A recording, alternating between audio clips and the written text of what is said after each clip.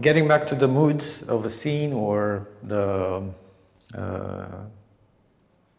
photo we're shooting, now we have a very even lighting ratio here. So the key light, it's on the same level, intensity level with the fill light, and the background, it's more or less on the same the intensity with the intensity of the fill light.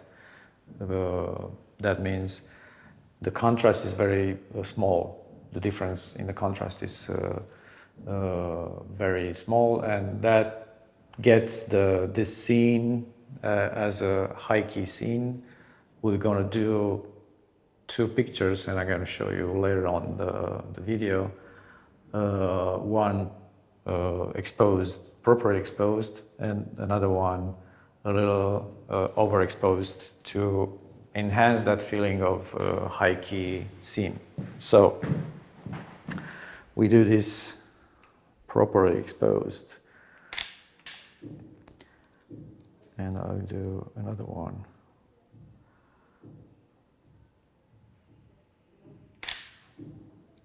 Which is 2 stops overexposed and more than 2 stops overexposed.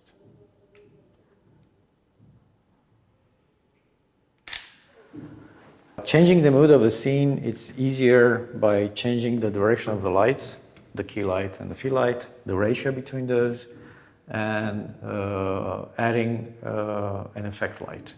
So, all starting with the backlight, turning off the key light, and adding an effect light. And we can try make it again. We do a couple of pictures with this mood, let's say it, when also we can properly expose, and you can see the difference when the thing it's more or less properly exposed. Actually now it's a little overexposed.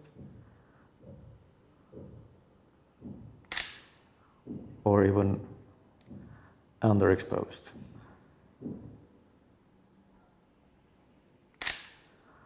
The ratio between the effect light and the key light, it's important because we can make it more narrower effect here by changing the intensity of this light here.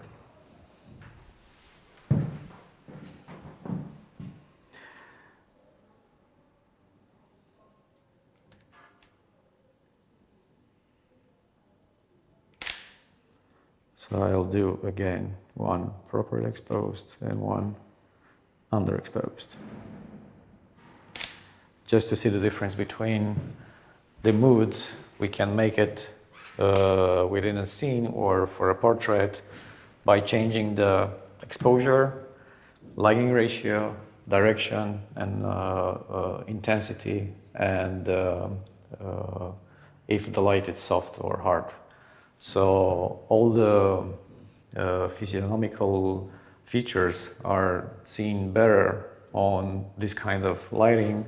We can also try and make it more obscure, and the exposure can be based only on the intensity of the backlight, or make it even with the intensity of the fill light, which now becomes more like a key light because it's not close to the camera position. So that's the definition of the fill light. It has to be a soft source placed next to the camera in order to not cast any shadows on the portrait or on the model we shoot or photograph.